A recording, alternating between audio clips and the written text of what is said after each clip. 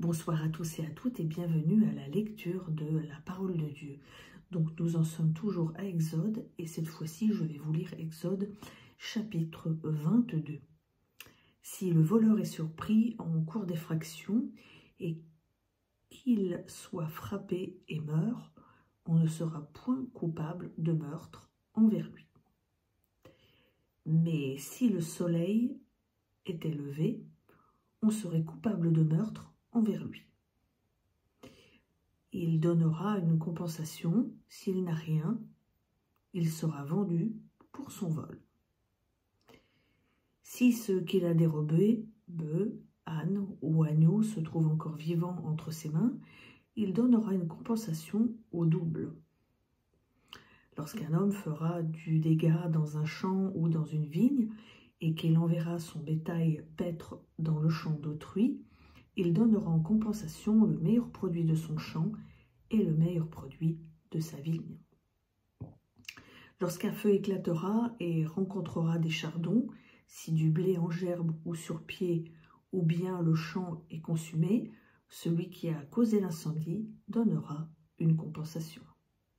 Lorsqu'un homme donnera à son prochain de l'argent ou des objets à garder, si on les vole dans la maison de ce dernier, le voleur donnera une compensation au double, dans le cas où il serait retrouvé.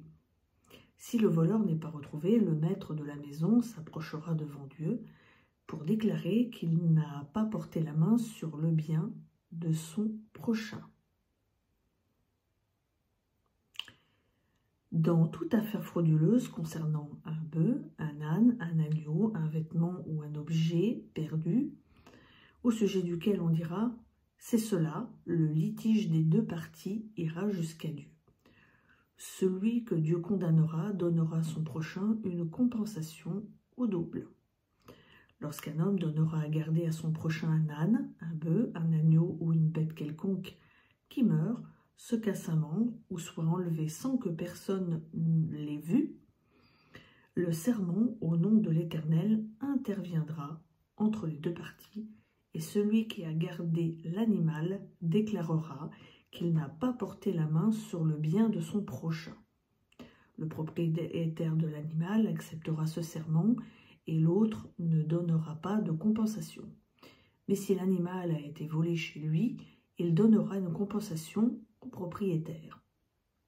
Si l'animal a été déchiré, il le produira en témoignage et ne donnera pas de compensation pour ce qui a été déchiré.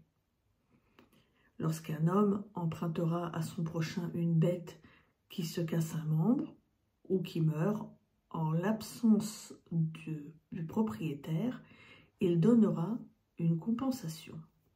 Si le propriétaire est avec lui, il ne donnera pas de compensation. Si l'animal a été loué, le prix du louage suffira. Respect pour Dieu et pour la personne humaine. Lorsqu'un homme séduira une vierge qui n'est pas fiancée et qu'il couchera avec elle, il paiera sa dot, puis il la prendra pour femme. Si le père refuse net de la lui accorder, il paiera en argent la valeur de la dot des vierges. Tu ne laisseras pas vivre une sorcière. Quiconque couche avec une bête sera puni de mort.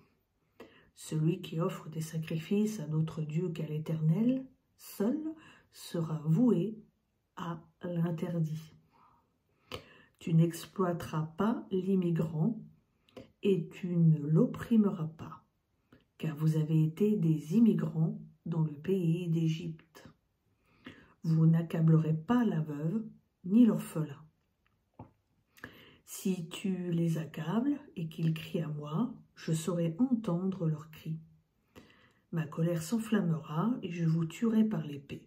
Vos femmes deviendront veuves et vos enfants orphelins. Si tu prêtes de l'argent à quelqu'un de mon peuple, au malheureux qui est avec toi, tu ne seras pas à son égard comme un créancier. Tu n'exigeras pas de lui un intérêt. Si tu prends en gage le vêtement de ton prochain, tu le lui rendras avant le coucher du soleil, car c'est sa seule couverture. C'est le vêtement qu'il a sur la peau. Dans quoi coucherait-il? S'il crie à moi, je l'entendrai, car je fais grâce. Tu ne maudiras pas Dieu, et tu ne prononceras pas d'imprécation contre le prince de ton peuple. Tu ne différeras pas de m'offrir ta pleine cuvée et ta redevance d'huile. Tu me donneras le premier-né de tes fils. Tu feras de même pour ton gros et ton petit bétail. Le premier-né restera 7 jours avec sa mère. Le 8e jour, tu me le donneras. Vous serez pour moi des hommes saints. Vous ne mangerez pas de chair déchirée dans les champs. Vous la jetterez aux chiens. Donc voilà, c'était la lecture d'Exode, chapitre 22.